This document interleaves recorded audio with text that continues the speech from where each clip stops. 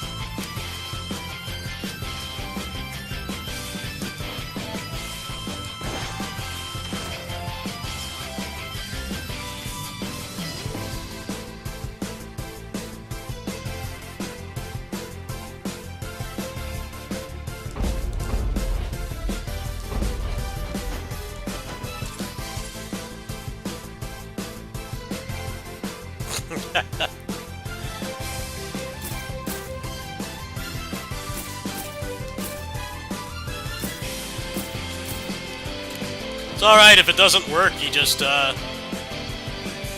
take a hint from the game industry and just say, maybe we'll fix it later if we feel like it. No biggie, right?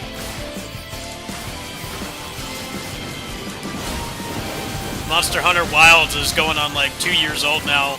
Still doesn't work. Clearly not in any hurry. We're working hard on it, alright? You gotta give them time. How dare you entitled gamers want your $80 product to work when you meet or exceed the recommended specs. That's just being entitled. Gamers are so entitled, right? Play this game for $20 and it works fine. I can pay 4 times that for Wilds and have a much worse experience. I mean, I'm gonna choose this every time. I do want to like actually play that game at some point, but I don't think they deserve my money currently.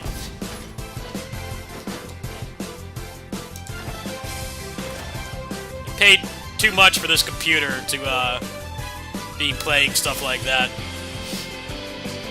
Shouldn't have any problems running anything.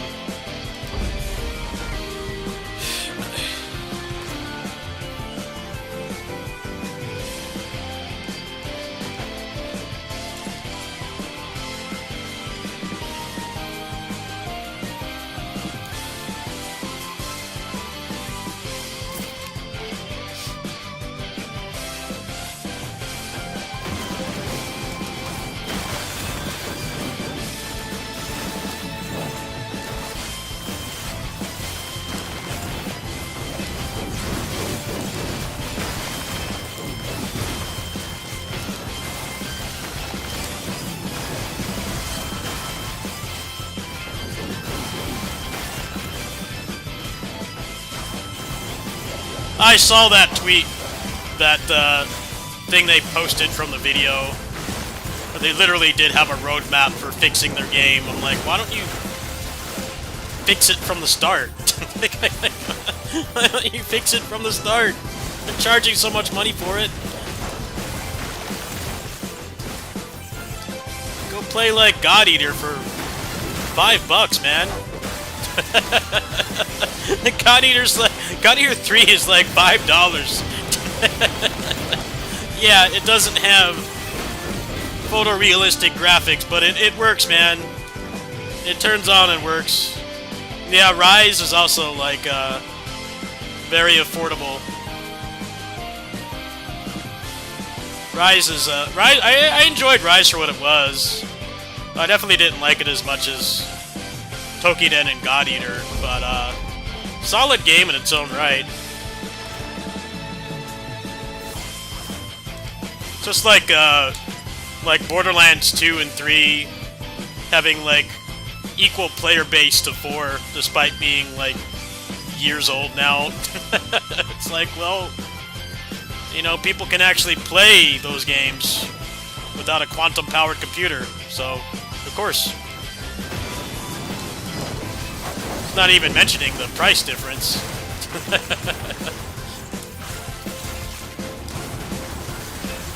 Borderlands 4 the other day had like under 5K players on Steam. And like, I guess 2 and 3 were like around there, which is crazy because 2 came out like almost 15 years ago. Like, that's not a new game. That game came out ages ago. 15 years is a long time in the world of video games. The fact that it has that many players, and the new one that came out like 3.5 months ago has barely more, really says a lot.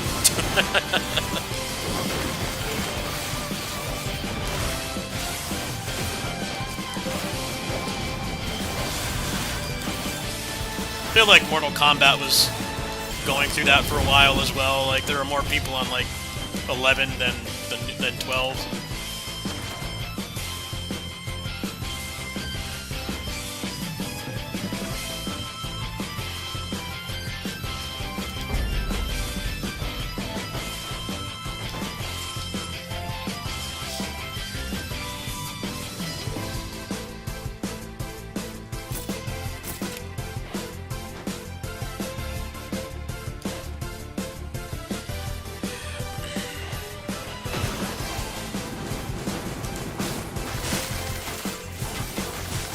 Generations Ultimate, best way to play that is Switch, the Switch emulator.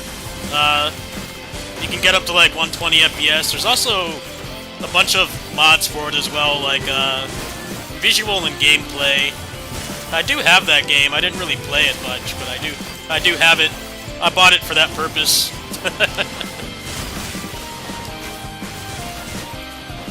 And like, you can use like Parsec. Well, I don't know how online works. I actually don't think Parsec would work. But yeah, that's the best way to play that game now. It's like the Kamen Rider games I play on here, or the best version is the Switch one, because there's mods to uncap the frame rate. And then there's, I know Monster Hunter Generations has a pretty big rebalance mod, but since I don't really know much about Monster Hunter, I don't know what the extent of the mods are, or if they're any good or anything, but that is something that exists.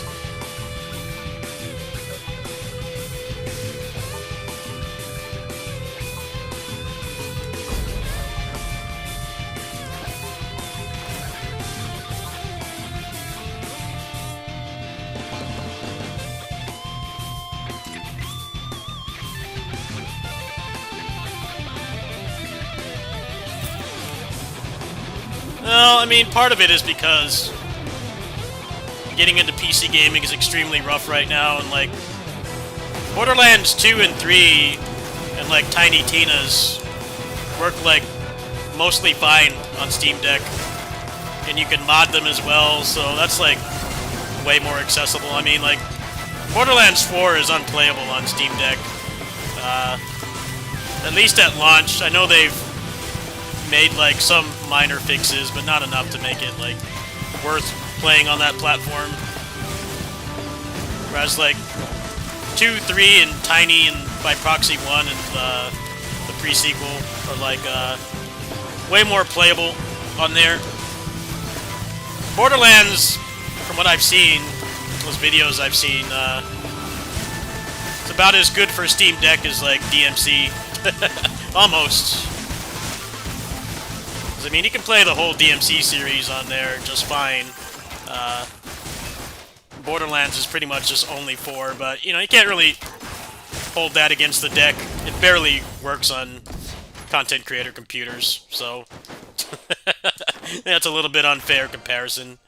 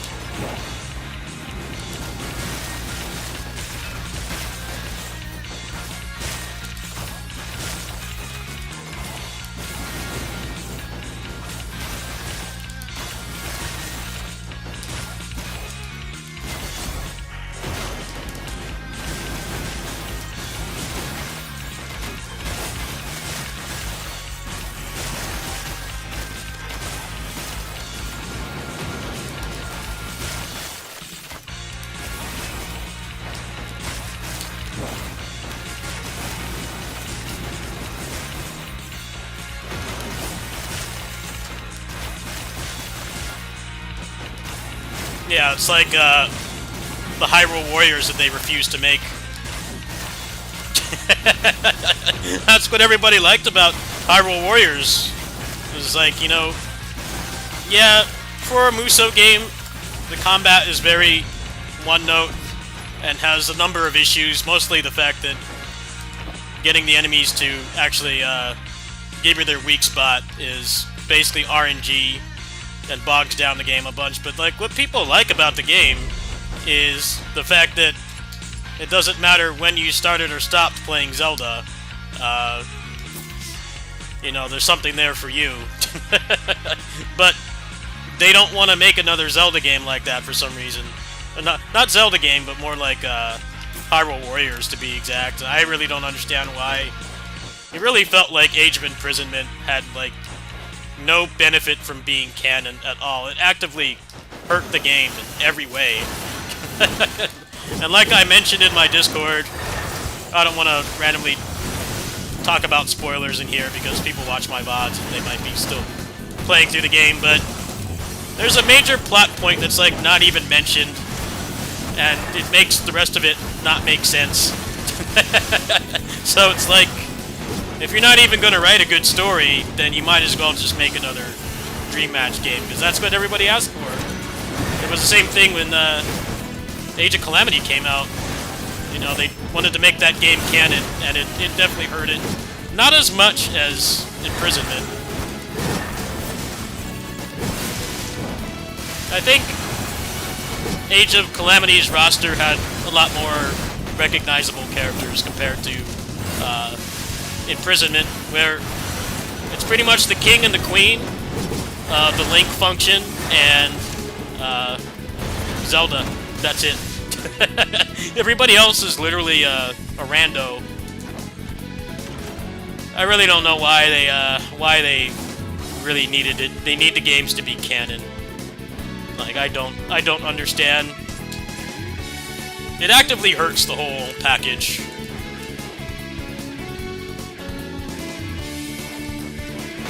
Well, you know, it came out within the launch window of the Switch 2, so maybe they'll make an actual Dream Match this time and say just forget trying to make a good story, because they're clearly not capable of it. I watched those cutscenes. And I'm like, you know, this really would be better if it was just some, like, Warriors Orochi type thing, you know, a thinly veiled reason to have, like, all these different characters from different eras of the franchise just come together and fight stuff. But they didn't want to do that. The game definitely suffered because of it. The Dream Match games are pretty cool. Just, You gotta go into them expecting, like, you know, story's probably not gonna make much sense. There may not be, like, much of a reason for the characters to be there or doing anything, but, you know, I kind of figure it doesn't really matter, if you ask me. I thought Orochi 3 had a pretty good story, actually. The story in that game was pretty good.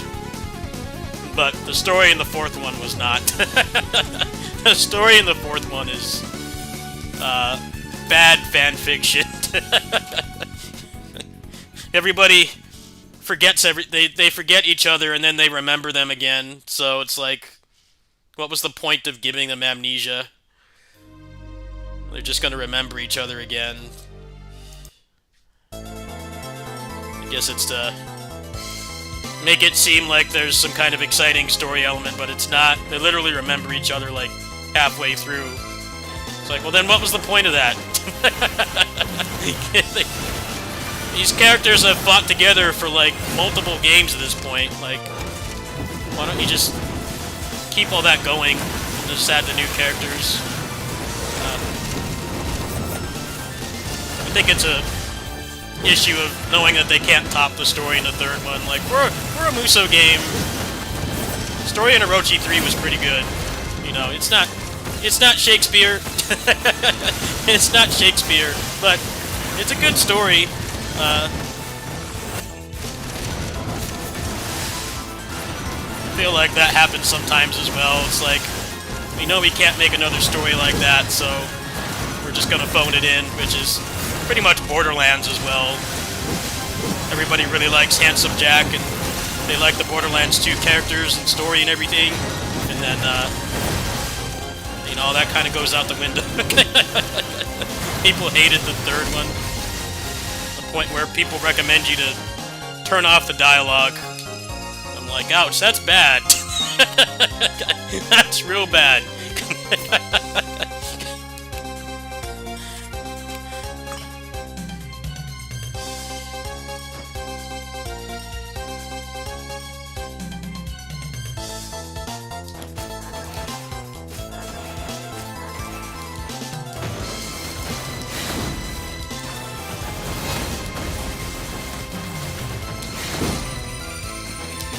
Aw, oh, man, one shot. I gotta upgrade my armor. That was kind of a crap build anyway.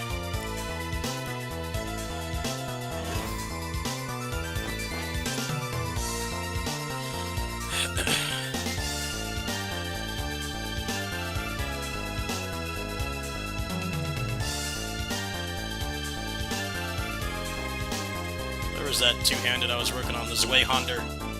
There it is. Let's go ahead and craft that. That should help.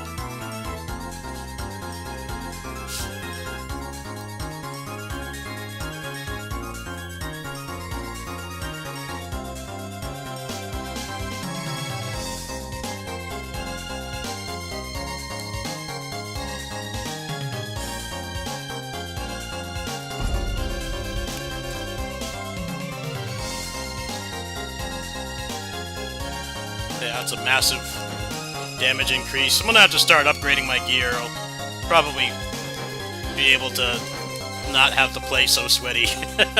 It's just the problem is these are like irreplaceable. This actually has garbage on it. It's not really that good, but getting the 7 additional skill levels is incredibly difficult. Alright, so put this in. Oh, wrong one. Oh man, good track right here.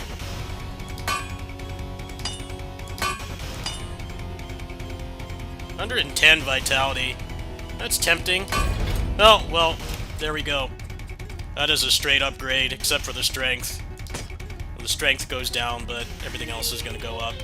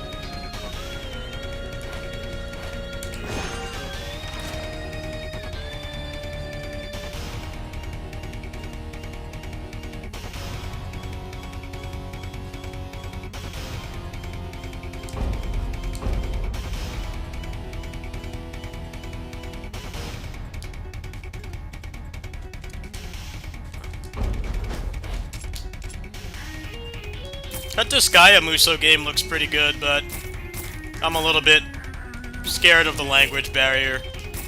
My Japanese is nowhere near good enough to play that game. Actually looks very reading intensive. It's also got the Origins thing going on, where there's just like one character you play as, which I guess might be a turn-off to some, but not really surprising, because if it was going to be like a Hyrule Warriors or a Orochi type thing, then I think they would have mentioned that already.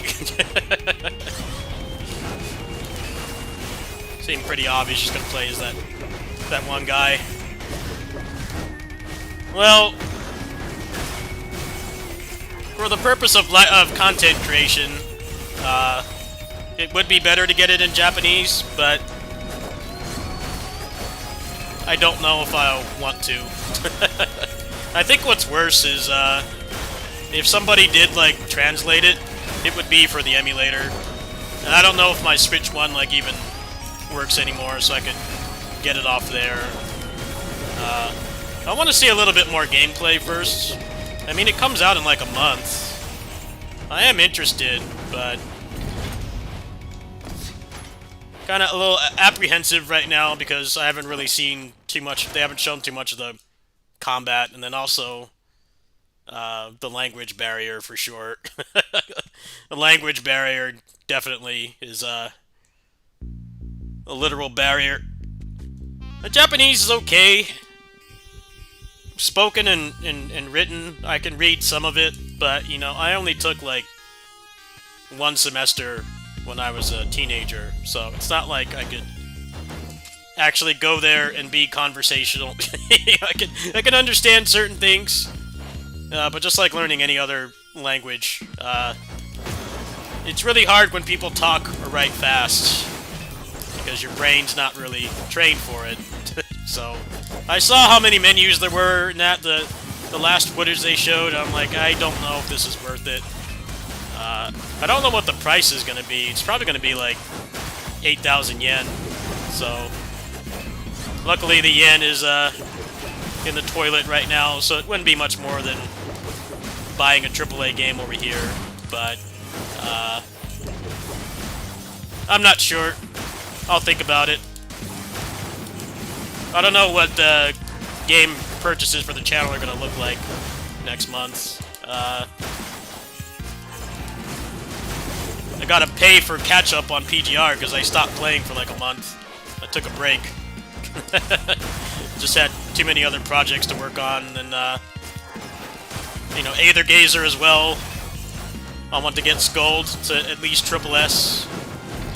So, I don't know if there's money for it. I don't really feel comfortable asking for help affording that, because the language barrier is a legit problem. I don't think that's the kind of thing you can play, well, I mean, you can just point your phone at the screen, but that's gonna give my arm cramps. I don't know if I want to. I'll think about it.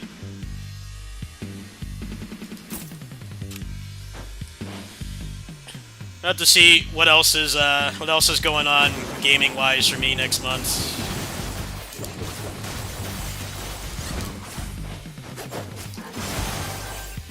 It also comes out at the end of the month, so my YouTube pennies will come in and pay for like most of it. So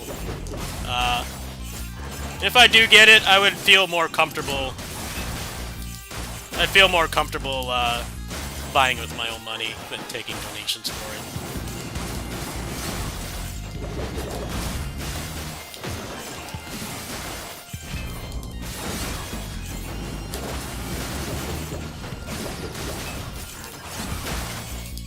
I mean, I've played this guy before. I finished the first one. I don't think I ever put up a video of it on here, but I did play it. They're fun games. I liked how they didn't take themselves seriously, but they're also like mega time sinks, and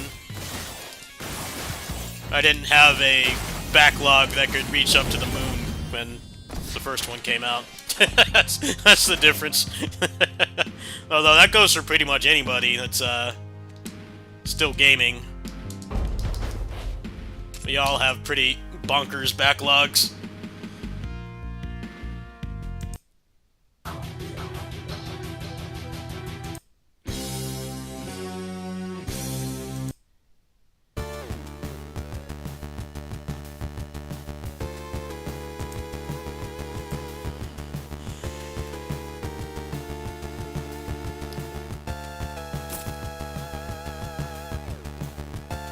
Like, I haven't even caught up with the character action stuff this year, and that's like something I've never experienced in 2 decades of doing this channel.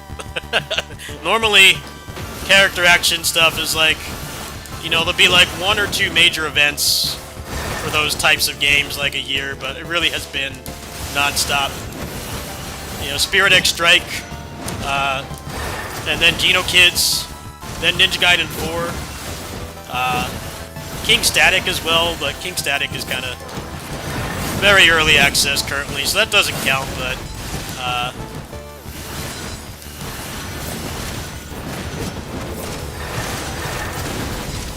the Skya games are mega time sinks. I'm wondering like how the grind is gonna work. Like if it's action and not, you know, strategy RPG. Like is it going to have that level of content and like things to do, or is it going to be? I would imagine it would probably be better for that than Origins, because like Origins, the combat is definitely going to be better in Origins for sure, undeniably. But Origins action RPG elements were very uninteresting and didn't really motivate you to keep playing. So it'll be interesting to see what happens.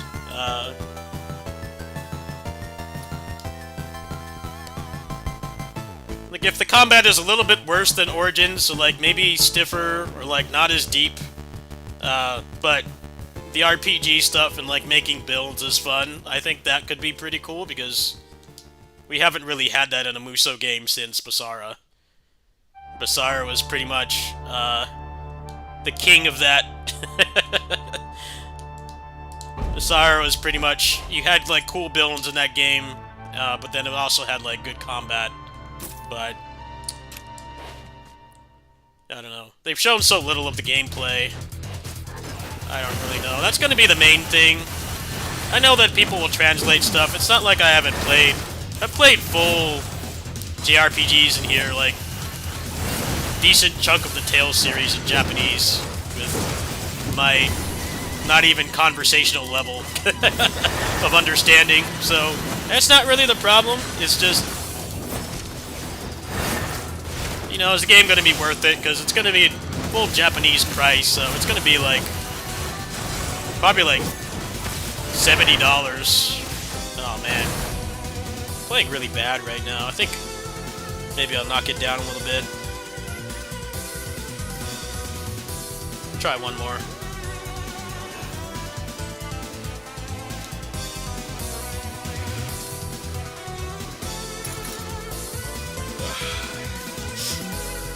It's like Origins was fun, but the game just had no replay value. I'm glad that they told the story in a good way again, because I felt like they haven't done that since 7. But just replay value wise, it just felt so much worse, because you couldn't really make builds or anything. It's like one step forward, 2 steps back. It was like, you know, they made the officers like actual boss fights instead of just curb stomping them, which is fun in its own right. But you know, they're obviously going for a broader audience. They're looking for overlap from, you know, their Souls likes and then other Souls likes and stuff. So I like that part. I just felt like they were too scared to let you be strong. It kind of felt like a lot of roguelikes that come out these days. Not this one. This one is the opposite of that. You can become incredibly busted in this game. You know, despite what they may think, yeah, the builds were overpowered, but they gave you a reason to keep playing. The stuff that you could put on your weapons in Origins was just very boring. It felt like you didn't even need to be there. That was the problem I had with Age of Imprisonment as well, was they took out, like, attack speed and everything, and, like, on one hand I can understand it, because attack speed was too overpowered in Age of Calamity. It basically let you hit stun everything to death, despite fighting, you know, they don't juggle, but you still have them in a combo. The problem was you could still just do that. The Zonai devices were so OP that the fact that you couldn't, you know, stack attack speed didn't matter. It's like, you might as well just put it in at that point.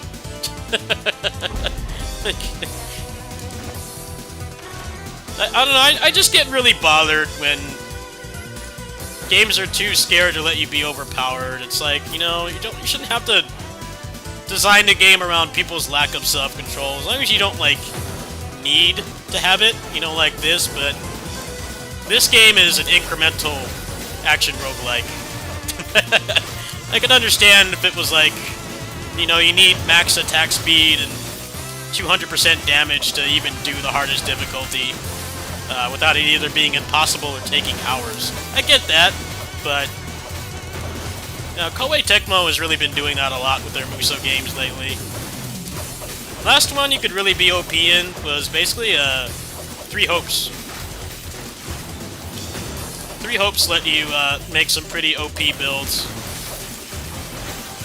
which, I mean, is kind of in line with Fire Emblem as it is, but everything since then has been trying to rein that shit in too much at the cost of the expense of replay value.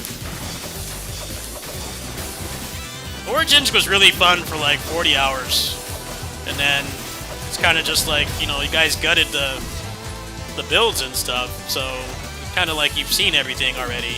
There isn't a reason to keep playing outside of the story, and despite the story being very good and told well in that game for the first time since 7, you know, the reality is you can just go watch them online, right? You know, you don't have to play for another 40 hours to see everything. No. So if Disgaea can strike a better balance, I might actually like that game a lot. Because I like both. I like builds, but I also like good combat. And felt like Origins could have really gotten to that point, but they, you know, again, they're too scared to let you have fun.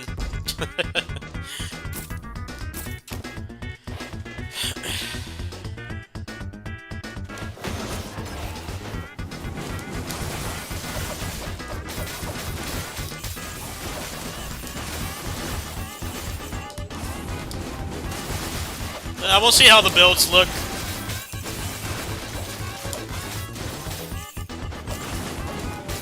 If I expect anybody to do vertical progression into Musou well, it would be them.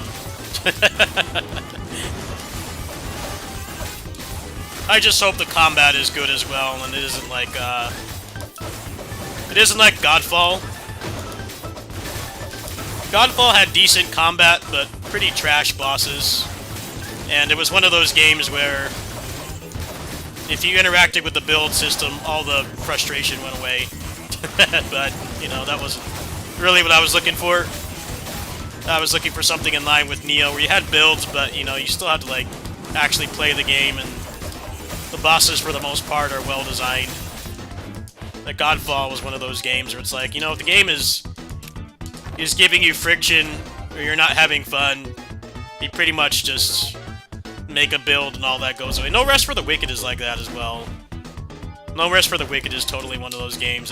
It's got all of the problems of, like, Roll Slop, where the enemies are like Ultra Instinct and your guy's an obese smoker. But then if you upgrade your character and you make a build, like, all that goes away. And, I don't really find that fun. The combat should feel good without the builds. It shouldn't be a crutch to make the game actually fun. And it's been one of the biggest complaints about that game. But you know, if you engage with the build system, you can just decimate everything. It's like, which one is it? It's like, that game doesn't know what it wants to be. Having, like, OP builds and then, like, usual roll slot problems of the enemies are way less exhausted and more capable than your player character. Just kind of a mess. That was the problem with Godfall. Godfall had pretty cool builds, but the combat wasn't very good, actually. The boss design was pretty standard for Western high-budget games. Not very good. But you could just push a button and kill them if you engage with that, and I kind of felt that that gameplay was very good.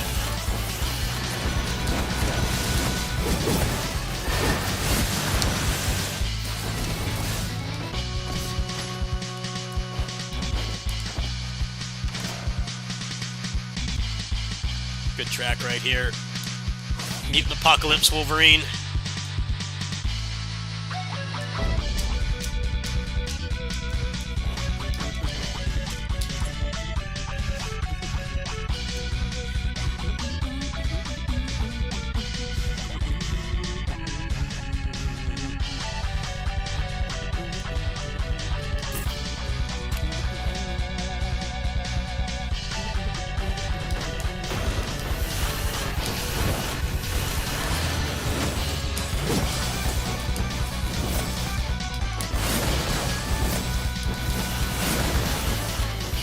I hope the Origins DLC will buff the builds in some way to let you actually have fun again, but so far, I've heard that the weapons get like one new move, one new R1 attack, which, I don't know, it might just be the really high bravery ones that are like good, but they're too hard to use regularly.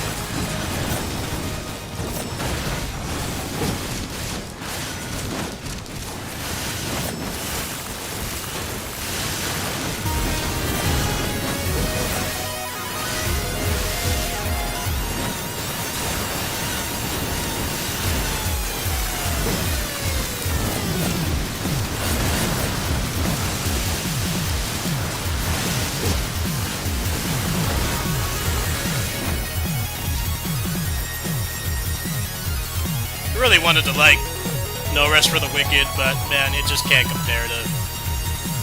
It can't compare to Team Ninja stuff. At least in those games, it's like, you know, the enemies are Ultra Instinct, but you are too. No Rest for the Wicked really is a thing that people hate about Souls-likes, where your character is perpetually exhausted, but the enemies are all like on performance-enhancing drugs. That is that game to a T.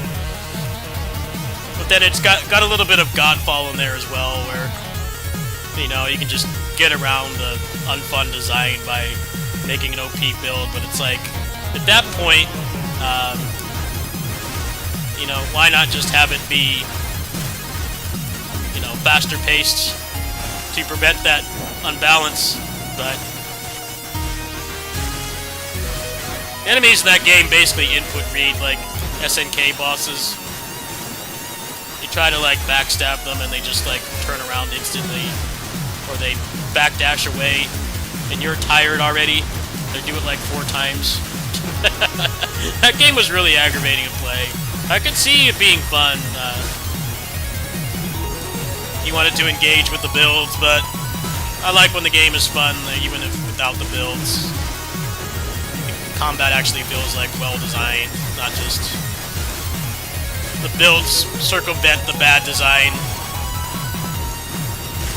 But yeah, like I said, Godfall was like that. A lot of people really raged about those bosses, myself included. And then people started uploading videos of like one-shotting them. I'm like, well, that doesn't really fix the problem. That doesn't really fix anything. It's kind of it's a band-aid on the issue. It's not fun to play. The bosses are not designed competently, so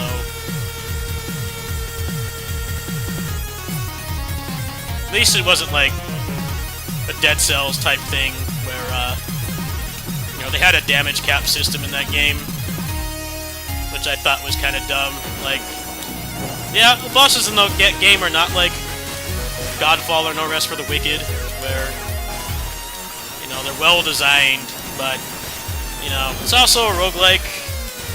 What's the point of having a damage cap? You know, it's not like you're going to be able to do that every single time. Just get rid of the damage cap.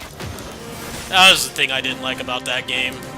It's like almost there, but again, they're too scared to let you be OP. They need to police how you play the game. Like, no, if I get a build to take them out in 5 slashes, then let me do it.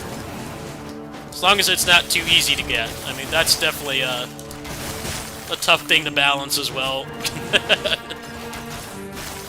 There are definitely some roguelikes that have good combat, but, you know, it's too easy to get an overpowered build that just circumvents it. I can see that they didn't want to go down that path, but I think the damage cap was really dumb. It's like it's gonna be gone in 20 minutes anyway. Just let me have fun.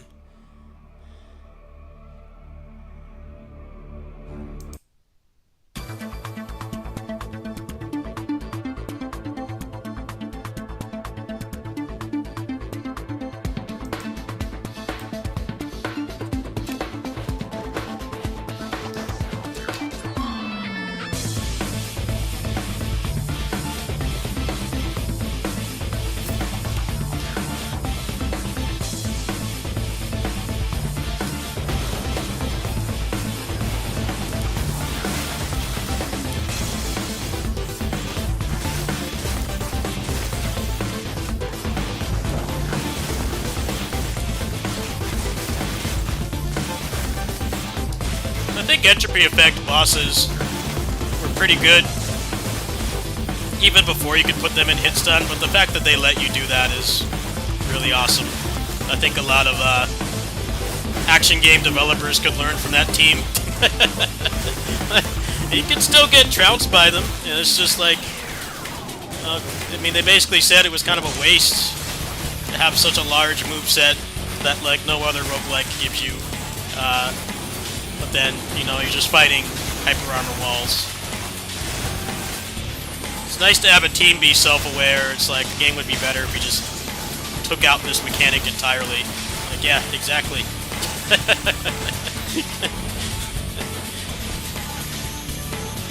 If it's not fun, it doesn't need to be there.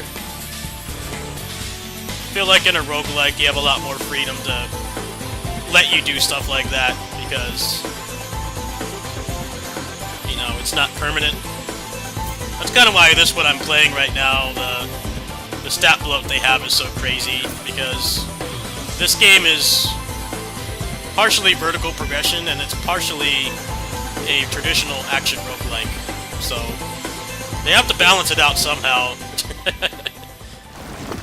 It actually makes sense here, though. Man, just all the bangers today, huh?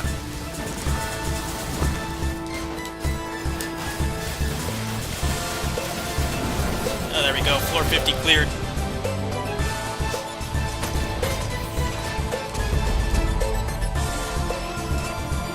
More junk, huh?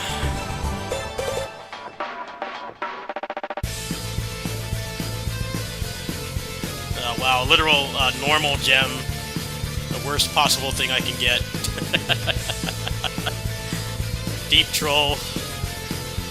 Very deep troll. Well, I got that upgraded today. That's pretty good. Haven't gotten any mythics in a hot minute.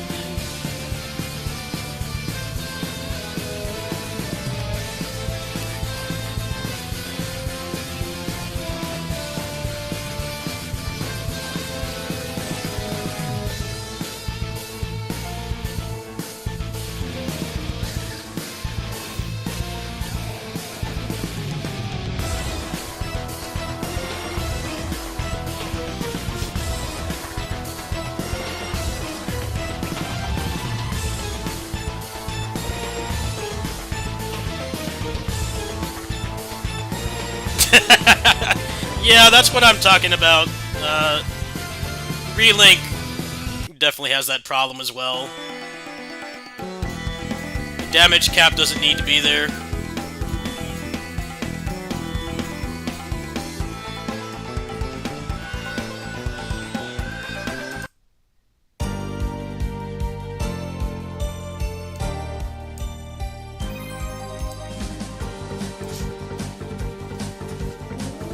Well, it's a valid complaint.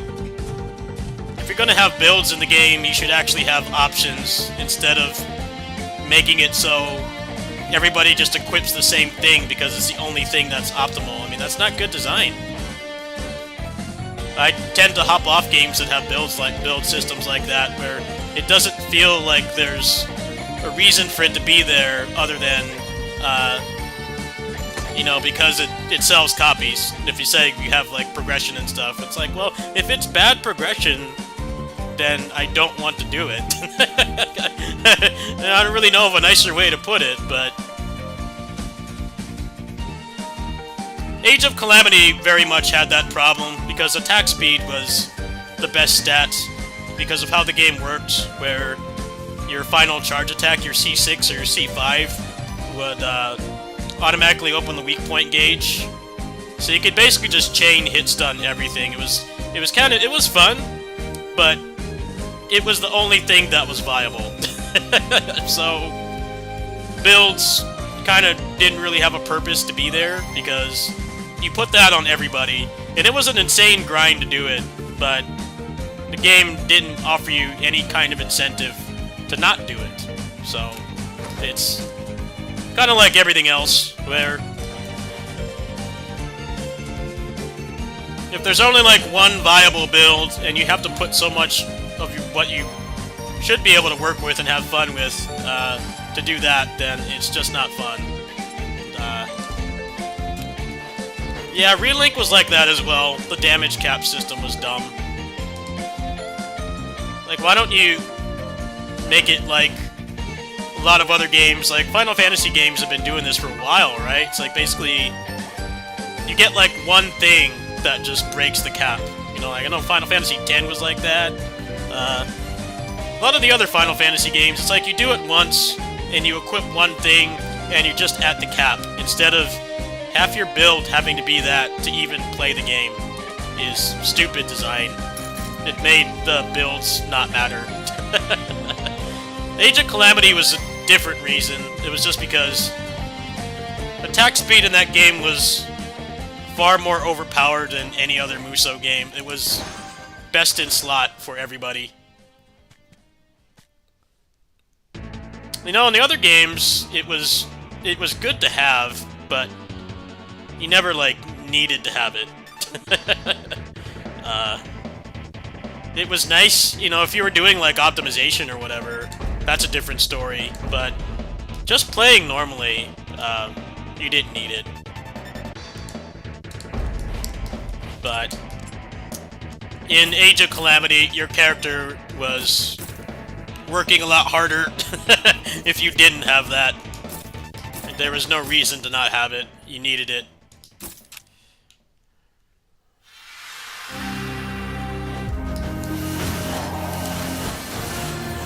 Yeah, but getting the damage cap sigils was boring.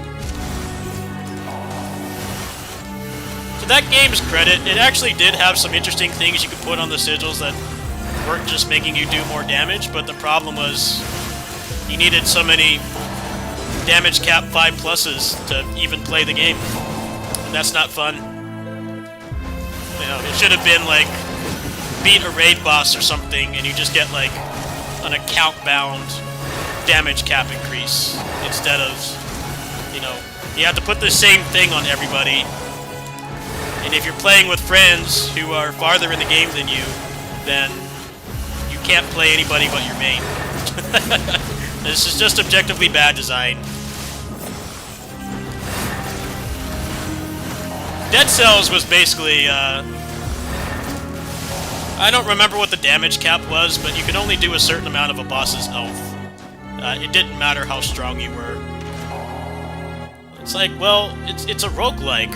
Why do you need to dictate how I play so much when you...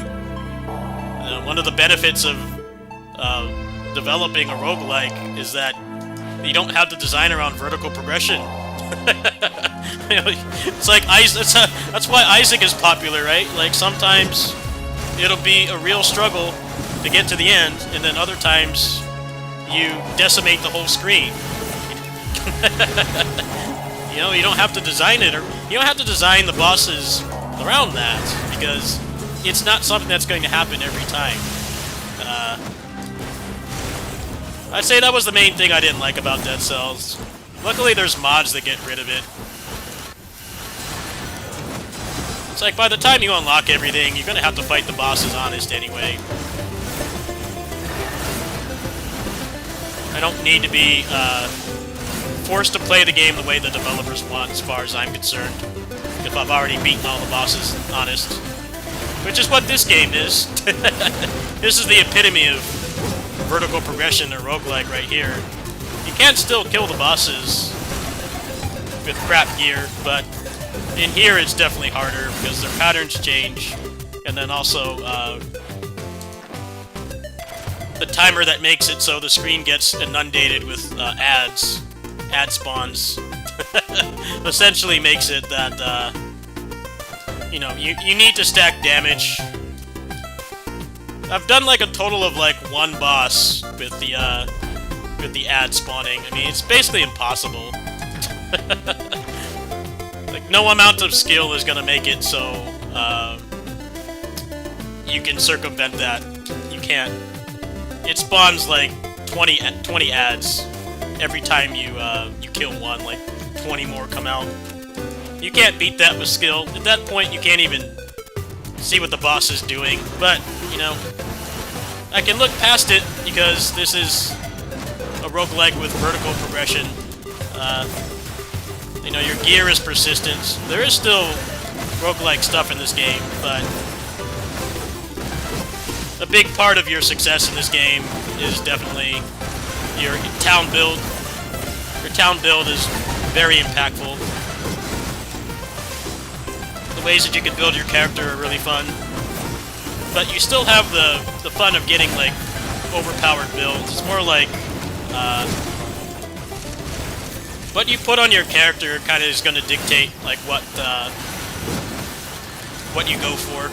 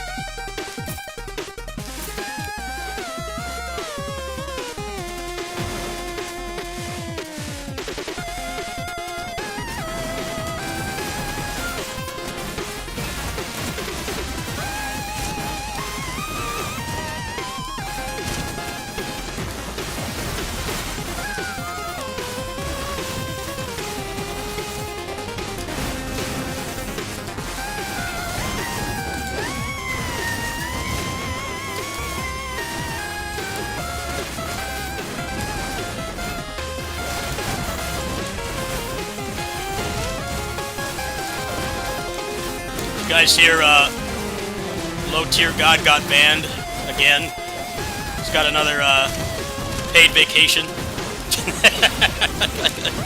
Twitch doesn't have the backbone to ban him permanently, I'm sure. He'll be back in a week. Talk about double standards. They really need to change their policies on that site. Like, I think getting banned should actually mean something, but I mean, the way it's been for the last couple years, it's essentially just paid vacation. I mean, it literally is. They're still making money, and they come back after like 3 days, and then people are like, they missed them, and they give them more money. It's like, I don't know, man. Feels like being paid to be in detention. It's like not really much of a consequence. You know, you're in detention in school, and it's like, it's really painful, but, you know, you're out of there in like 2 hours, right? That's basically what they're encouraging with these people. It's just, there's no consequences for your actions. They don't permanently ban them. I don't think a 3-day ban where they come back and they make even more money than before is really going to encourage them to be better people. It's the opposite. You're teaching them that there's no consequence for acting out like that. I really don't get it. Kind of goes against what you're taught in school, right? Like, some things have major consequences, but I guess not when you make Twitch money. They look the other way. It's like a slap on the wrist, like 3-day ban. Like, what is that gonna do? Just gonna come back and do it again. It's happened countless times. Multiple different channels. They come back and they make more money. I don't either, but I saw it in another Discord I'm in. I'm like, he'll be back in 3 days. The staff of Twitch has no backbone. If a small streamer did what those people did, they'd be banned permanently in a heartbeat, which has happened multiple times. But if you make them money, they look the other way. It's basically like, well, they're paying our salary, so we give them a nothing burger punishment. This just perpetuates the problem. Which is basically, you're not giving them a reason to stop doing it. They're being rewarded for doing it. Which is not what you're taught when you're a child. You're taught when you're a child, you're taught, like, if you keep doing it, you know, there's going to be lasting consequences, but that's not how things work on Twitch.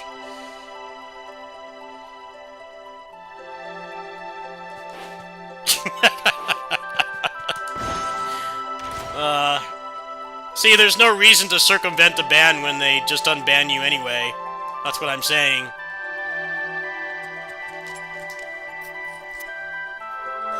I remember on here, like, getting banned was incredibly easy. Like, literally just putting up cutscenes of a new game could get you banned. They're, like, not even doing anything bad. And it's interesting how different it is now. People are doing, like, actual bad things outside of their channel, and nothing happens to them. The fact that I've had this channel for 2 decades, I see a lot of people congratulate me for it. I'm like, honestly, I got very lucky that I knew which games would get you banned for uploading gameplay, and I avoided them. But yeah, of course, I'm not gonna say it doesn't take dedication and passion to keep doing this, but I definitely avoided stuff that I saw people get banned for. Final Fantasy was one of them. Metal Slug, not Metal Slug, but Metal Gear was a big one. I remember watching MGS4 cutscenes on here back in like 2008, and the guy was like just getting to the ending, and I woke up in the morning and he was banned. Like, what happened? They just erase you for existence for something like, you know, I get the companies back then didn't understand that content creators make them money, and they definitely regret doing stuff like that, but it's weird how you have people legit doing horrible things, actual, like, law-breaking stuff, and you just ban them for 2 days, they come back, and their channel grows from it, because they essentially get free publicity. It's a big deal when they come back, and they make more money, which I think just reinforces the problem. People that are famous content creators, and they lose any kind of dignity, because the sites basically perpetuate that behavior by not having any kind of permanence to doing stuff like that. It's the opposite of what happens in school, right? In school, it's like, you know, you keep acting out and misbehaving, you know, they will suspend you. You know, they'll make you change schools or whatever. But suddenly, you know, I'm sure a lot of those same people are are big content creators now, and it's completely different from when they were kids.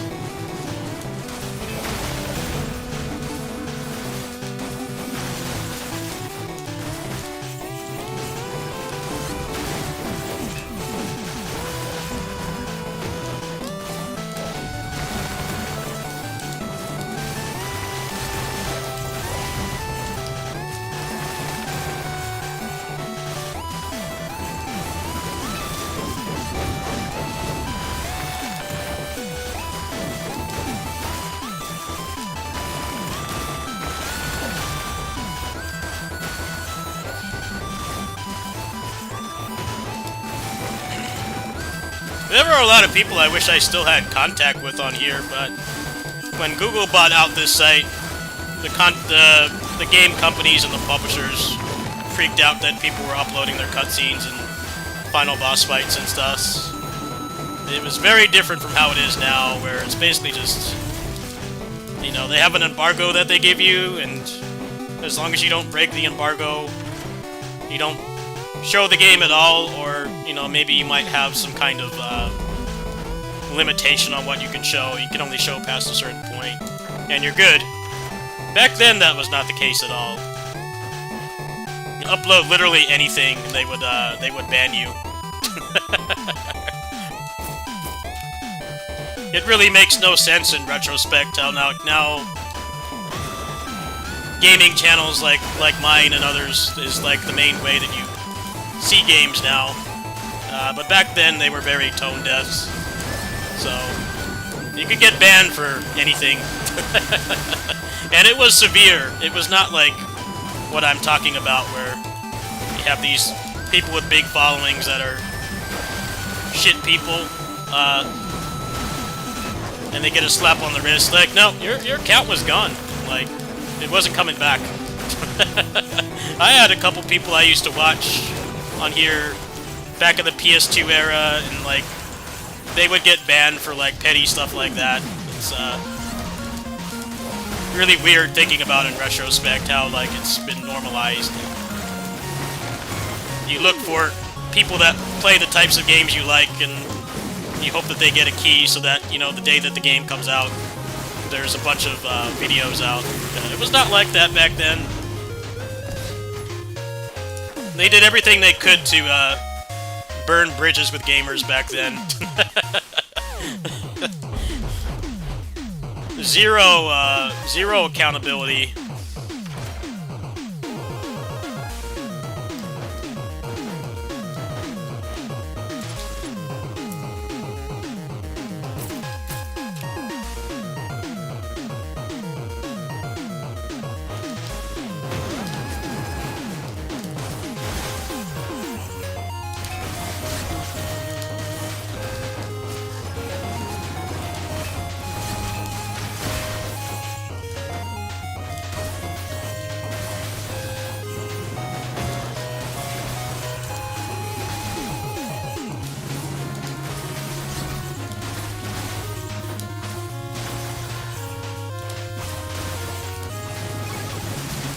I remember that one guy, he had like 3 alt accounts, and they kept getting banned. This guy wasn't uploading like dark web stuff, right? Like, he was just playing games, just getting permabanned instantly, with no warning. He made like 3 alts, and then he just kind of disappeared. Like, a lot of early gaming YouTube is not on here anymore. Like, it's literally lost media. Seeing early gaming content from back then is quite difficult. It was way too easy to get banned back then.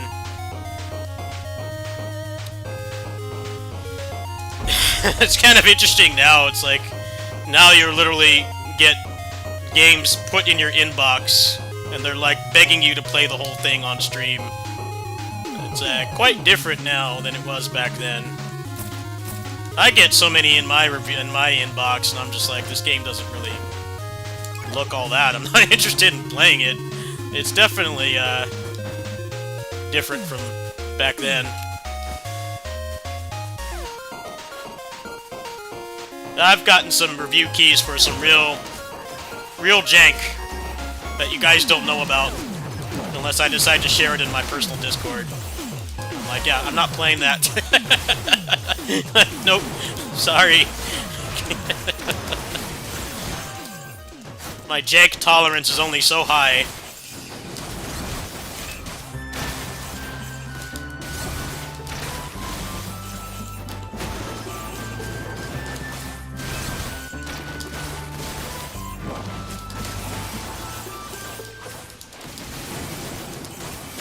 Yeah, getting banned on 360, from what I understand, was like a console-wide ban. So, like, I think you could get back on the same account, but you had to buy another console, which, like I said, was prevented people from doing that stuff. It's weird with enforcing rules and stuff with, like, content creators is nowhere near as severe. It's kind of just like, no big deal.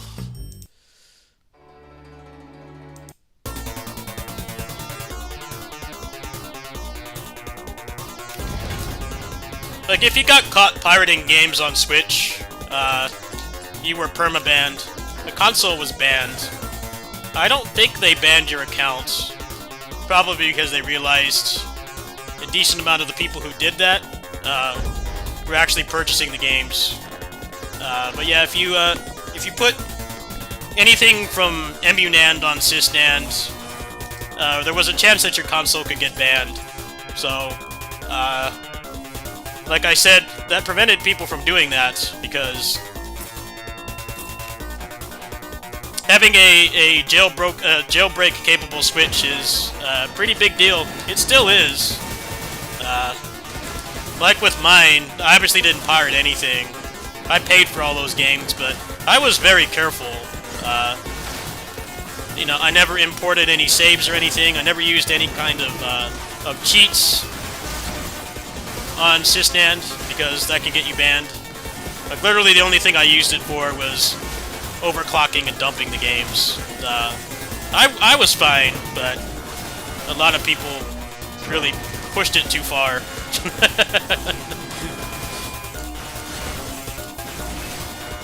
That's why I didn't want to take donations for a Switch 2, because I heard some people got banned when they upgraded from a modded one to a legit Switch 2, but I think those people were not disclosing that they did piracy, and like they probably used cheats as well. But if you kept your SysNAND clean, there doesn't seem to be any problem. Like, I didn't have an issue. But again, I didn't do any piracy. I paid for everything.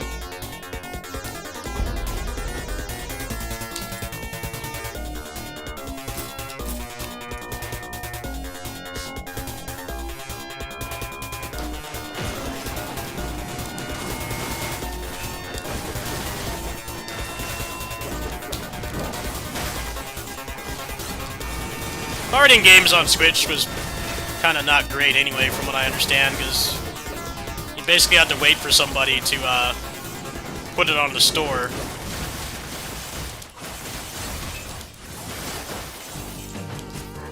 And then, like, there were a number of games that you couldn't find the patches because nobody actually bought it.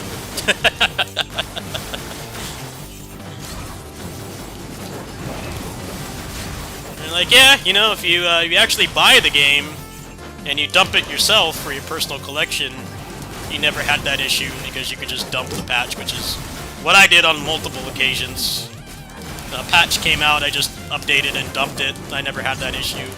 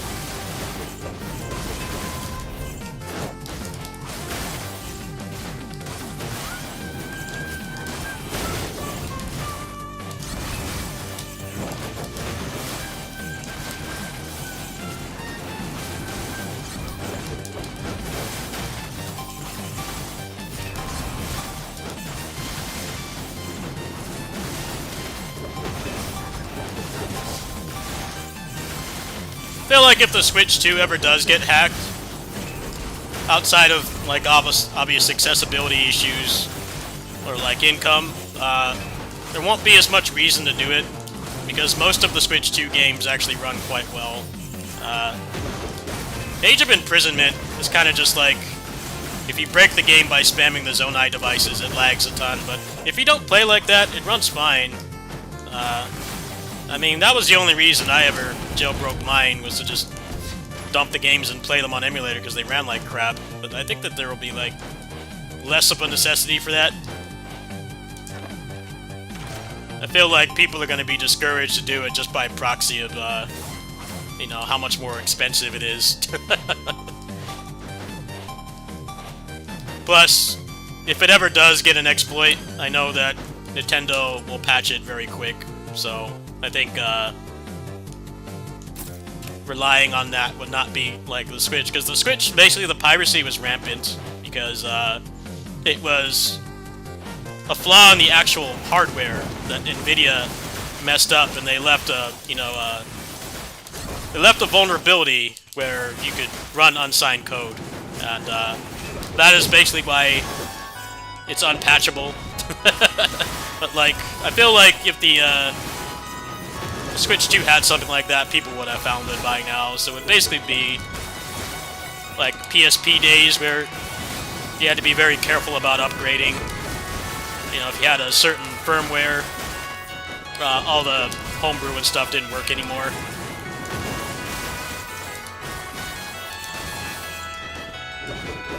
It's really mostly been the One Piece Pirate Warriors 4 upgrade that's bad, runs worse. Other than that, it's been pretty solid. It is supposed to be like 5 times more powerful, so...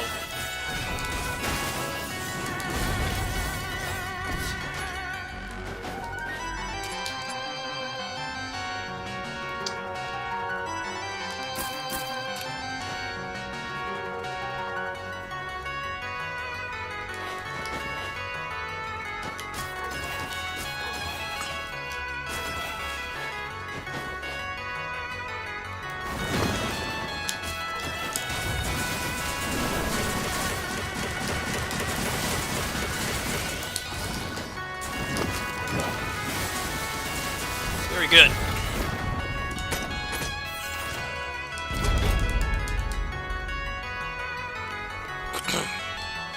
Oh man, these drops tonight are terrible. What is this crap? What is that, man? I don't want that. Oh, that's actually not bad. Well, the rolls on it are pretty bad. my reward for doing endgame content. I get a literal useless item.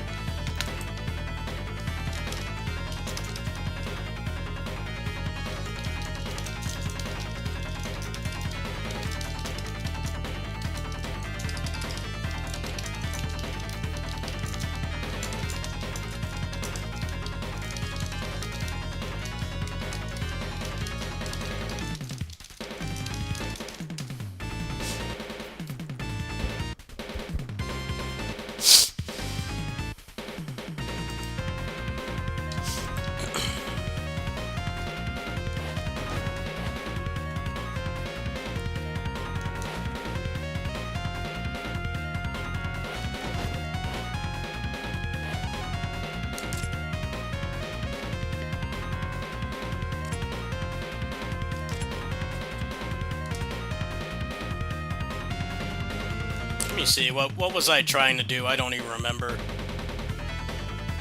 It's like really hard to replace this because... Well, let me see here.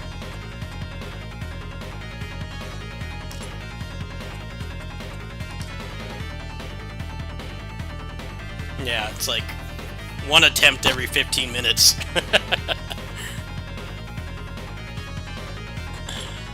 Because you need rift shards. Go for a different shoes, I guess.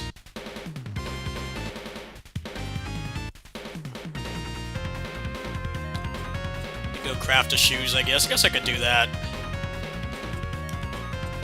Because that will give, like, way more armor, which should be pretty significant.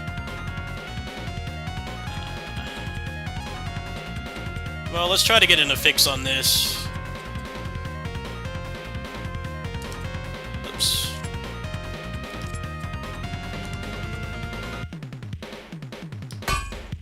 I'll take that. Not ideal, but better than nothing. Let me go grab some shoes here. I gotta clean out this inventory first.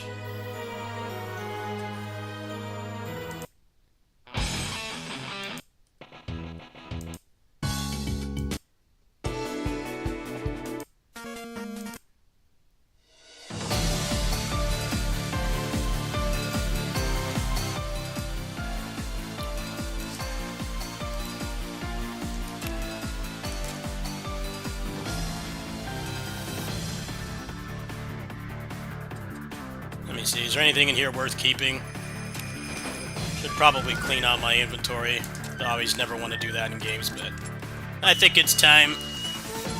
We've got a 70 level cap now, and these are starting to get very outdated.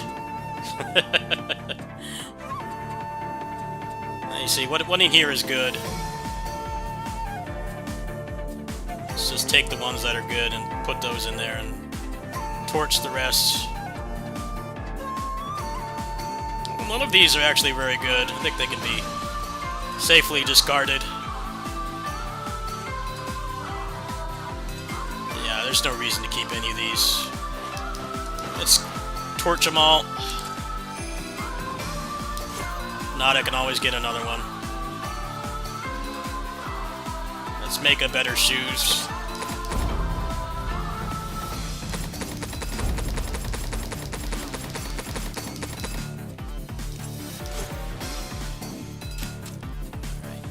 Oh wow, 127 strength. That's over double. Let's see, that one's pretty good. This one is good for Huntress. This one is trash. Alright, so let me make a new version of these boots. So it's called Vandavius's Boost, right?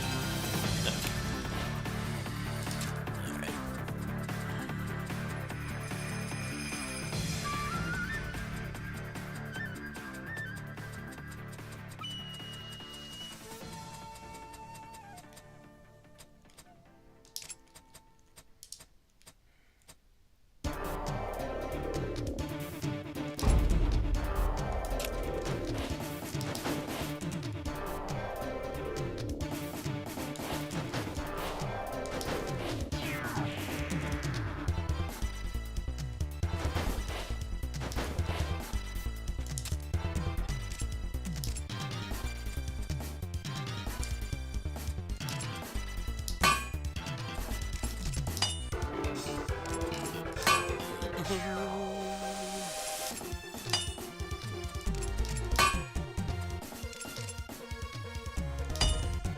this already bricked? It's mostly bricked already. It's mostly bricked. Torched. That's alright though. It's not like it took that many resources to get it. Can always make another one. Now I'm completely broke, so I gotta go back to the grind. How much vulnerable chance I have, because that's like very important, because I have like so much vulnerable damage. I got like 749 of it, so let me make sure this is gonna kill. Yeah, I'm already at 91, so I think equipping this right now would be unwise.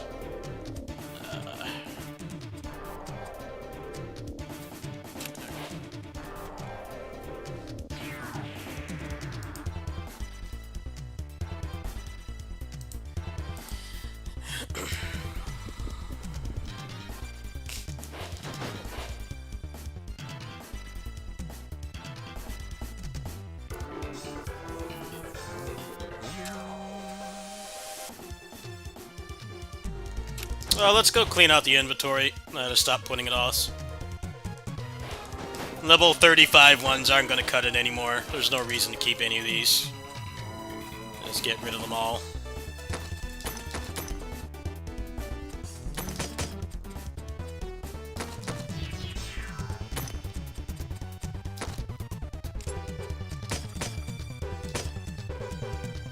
Oh, wait, they keep that axe, actually.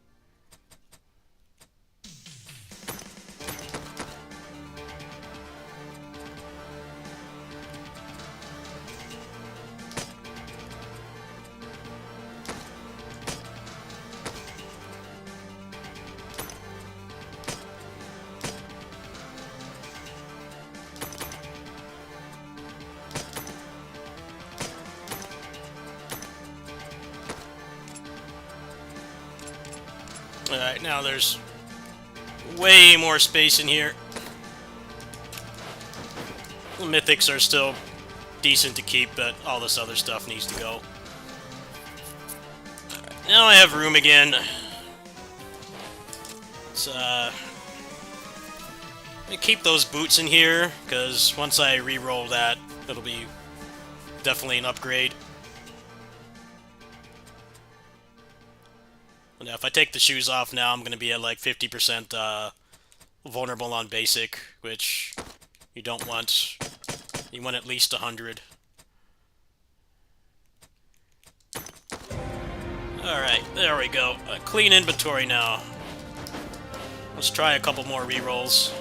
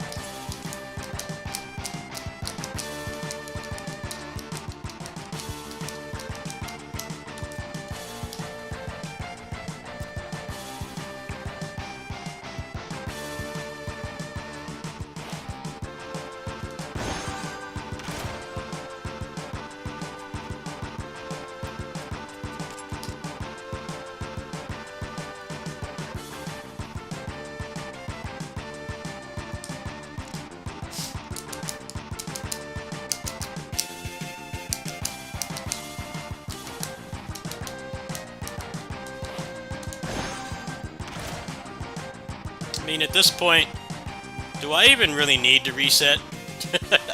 Because the main thing that's holding me back right now is the main meta currency, because I burnt through so many of them bricking items.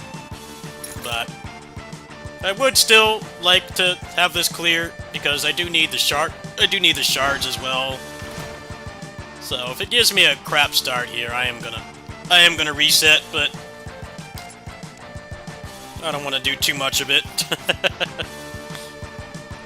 It is an auto-scroller at its core, so we have a crap start, and it's going to decrease the chances of beating the boss, then yeah, I think resetting is the lesser of two evils.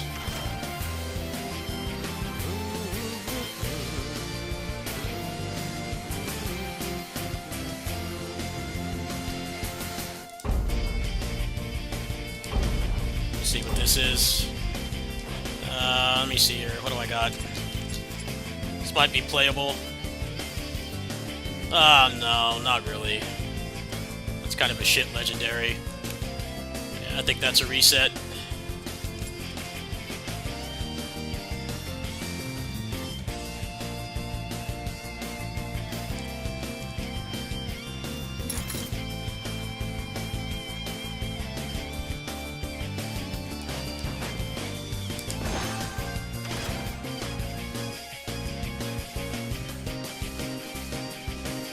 Oh, this is a very good start. Oh, that didn't take too long. That's fine.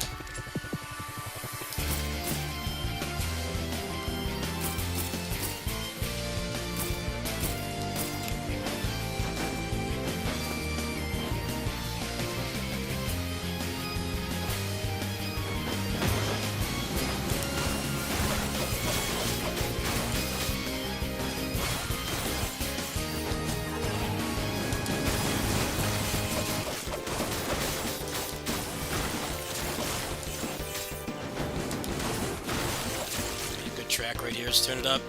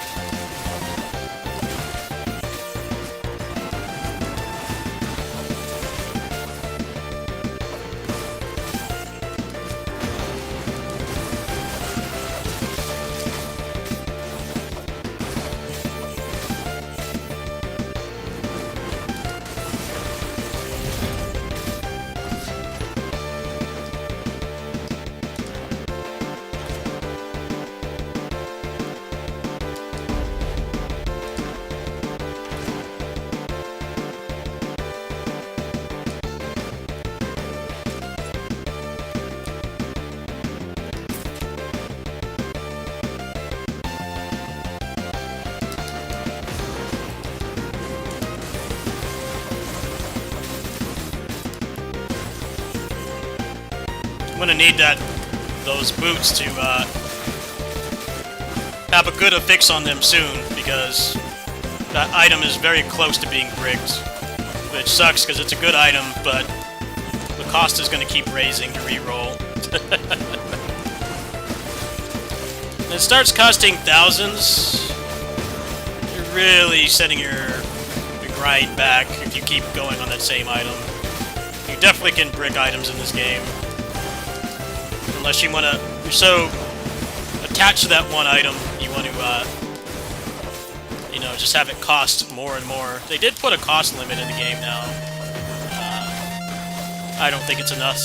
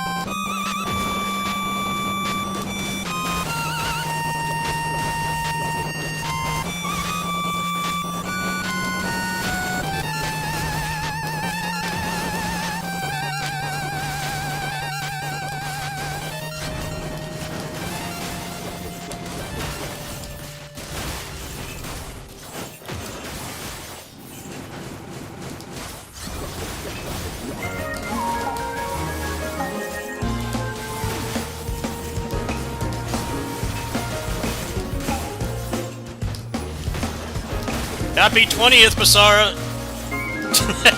Happy 20th!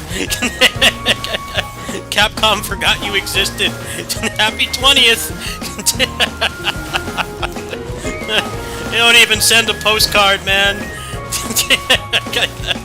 Us nothing! At least do a remaster! Come on! And remaster The Last of Us like 16 times. I think you can. Capcom can do one remaster for Basara. Nope. Nothing.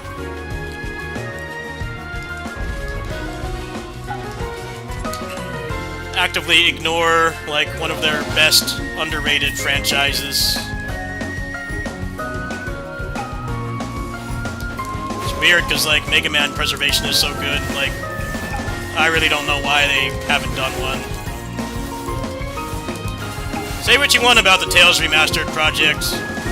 They're doing better than Capcom in that regard. Considering they have like way less games to remaster too. They could do it in like 2 collections. Just like one one, Heroes, Utage, Sumeragi, and then like the PSP games and Cross. Although Cross might be a little difficult because of the fact that it was made by ArcSys. Yeah, 2 collections, maybe even 1, if you consider that Cross is not something they could easily get the rights to. Nope, nothing. 20th anniversary came and went. Not even an acknowledgement.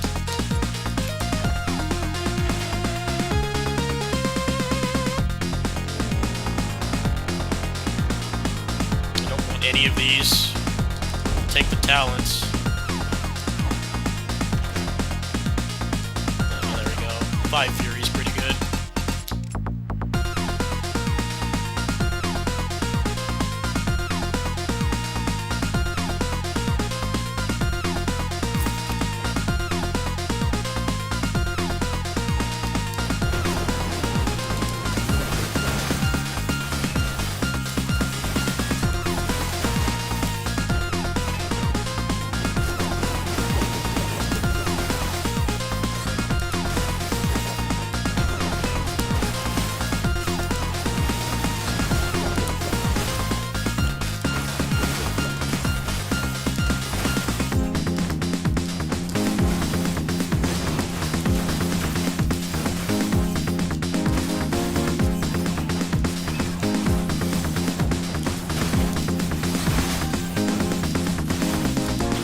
Next Nintendo Direct better deliver.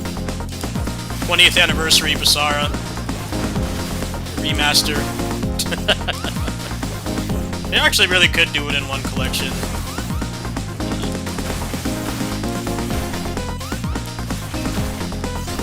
They won't though.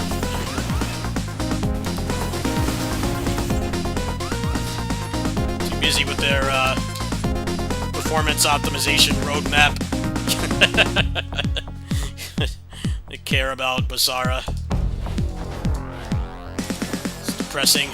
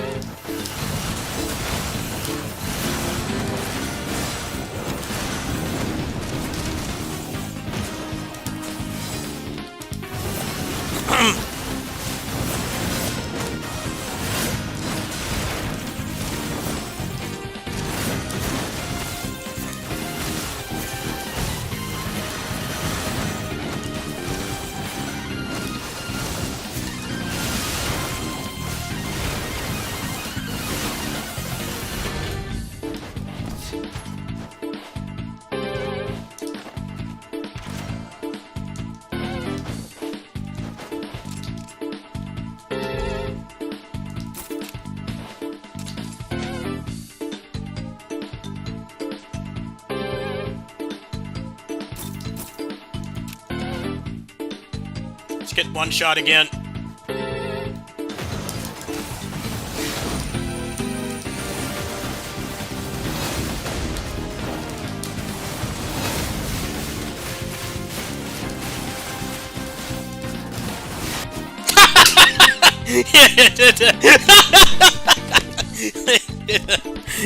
Straight up did a DMC stinger. Oh, what a jerk. I think I'm gonna take a break from this from now. I'm not playing very well. That is partially my fault. He did kind of do that at point blank, so I don't know how much I could have really done in that situation, but yeah, I think I'm gonna call it there. Continue this later. I got a couple rolls on this.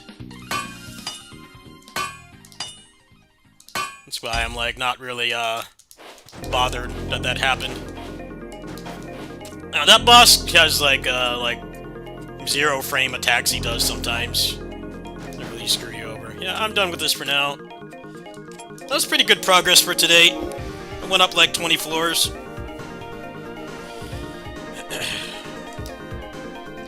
I think the main thing I need to do is get the mythic items, but that's like the hardest thing to replace, because the main thing,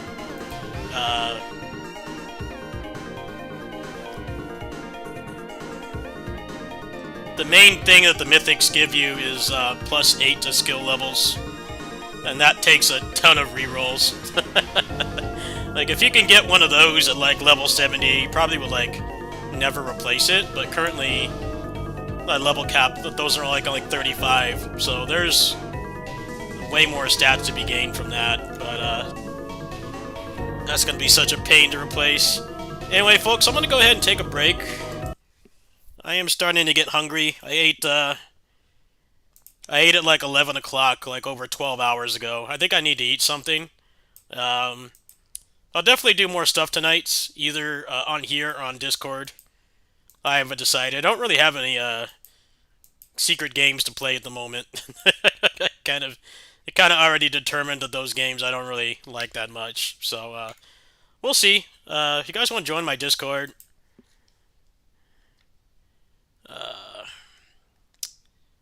you guys can go ahead and join. My stomach's starting to growl, so I think I should eat, snack up, and yeah, I might want to do voice chat it a bit. We'll see. Let me go ahead and eat first. See if I want to do anything else tonight. Maybe more Dragon is Dead or Starfire, Overrider. Maybe start another game or something. But yeah, I'll be back either in Discord or on here. Here's my my link. You guys can join if you want. If you're lurking, you can join. I do stream announcements in there. I do giveaways occasionally. Right now, I've got one that's backlogged because I've just had so many expenses. I also do like voice chats. I do streams in there. Usually games I'm not sure if I want to play them on main. Like No Rest for the Wicked was a good example. Like it kind of was. I wasn't sure if I wanted to play that on main because I felt like it had a high chance of pissing me off, and that ended up being the case. So it was very good that I did not stream that on main. That way people didn't have any kind of attachment to me playing it. A game is kind of just what everybody hates about Roll Slop. So your character is an obese smoker, and everybody else you fight is like on roids and every kind of drug you can think of. Anyway, I'll see you guys in Discord.